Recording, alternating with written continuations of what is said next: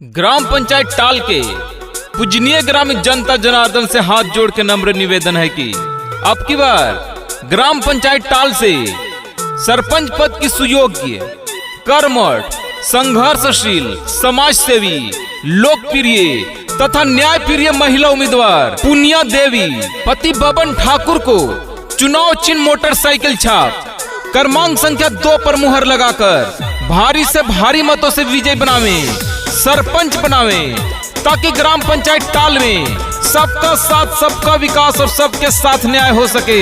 पुनिया देवी जिंदाबाद जिंदाबाद जिंदाबाद, बबन ठाकुर जिंदाबाद जिंदाबाद जिंदाबाद, मोटरसाइकिल छाप जिंदाबाद जिंदाबाद जिंदाबाद। आपका मोहर कहाँ लगेगा? मोटरसाइकिल छाप जहाँ रहेगा। आपकी सरपंच कैसी हो? पुनिया देवी जैसी हो। आपका मोहर कहाँ लगेगा? मोटरसाइकिल छाप जहाँ रहेगा। बसौरी सुंदरपुर चाहता, चेला जवन पूरा भरपूर चाहता।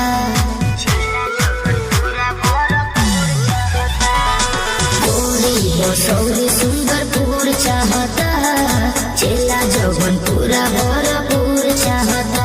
मोटरसाइकिल छापे मोहर लगावे के बा, क्रम संख्या 2 पर मोहर लगावे के बा।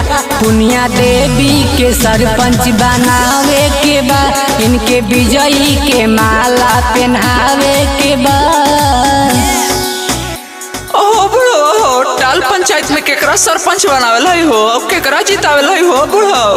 अगर टाल पंचायत में पुनिया देवी के जितावेला हो और इनके सरपंच बनावेला हो गे।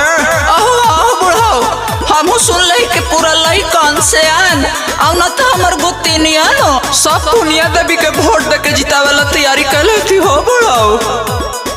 जन जन की यही पुकार, पुनिया देवी अब की बार। जन जन की यही पुकार, बबन ठाकुर अब की बार। पुनिया देवी जिंदाबाद जिंदाबाद जिंदाबाद, बबन ठाकुर जिंदाबाद जिंदाबाद जिंदाबाद, मोटरसाइकिल छाप जिंदाबाद जिंदाबाद जिंदाबाद।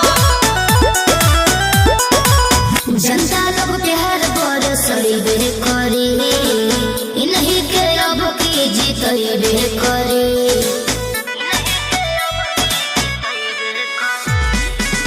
टाल पंचायत में हालानु बा, कहत टोला महालानु बा।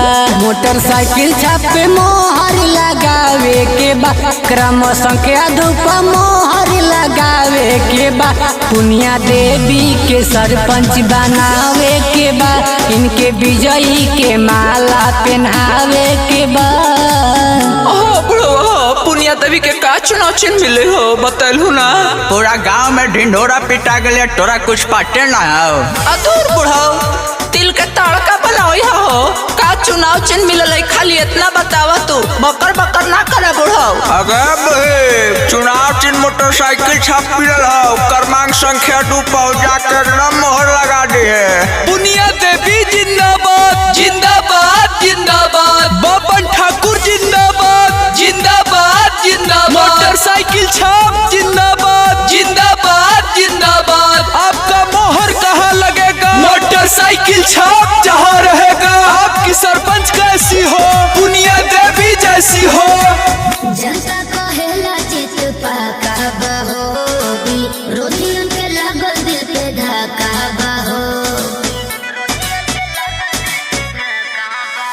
मोटरसाइकिल छापो निशानवानु हो, 2 नंबर लगई ह मोहरवानु हो। बबन भैया के अब की जितावे के बा, गाँव घर में सबके बतावे के बा। अब की नहीं के सरपंच बनावे के बा, पुनिया देवी के अब की जितावे के बा।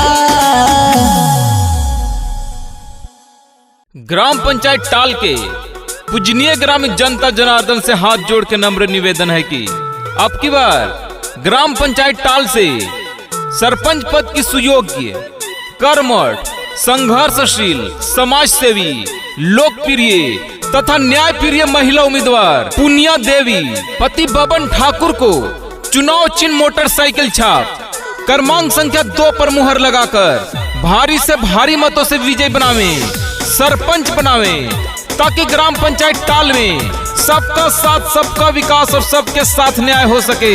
पुनिया देवी जिंदाबाद।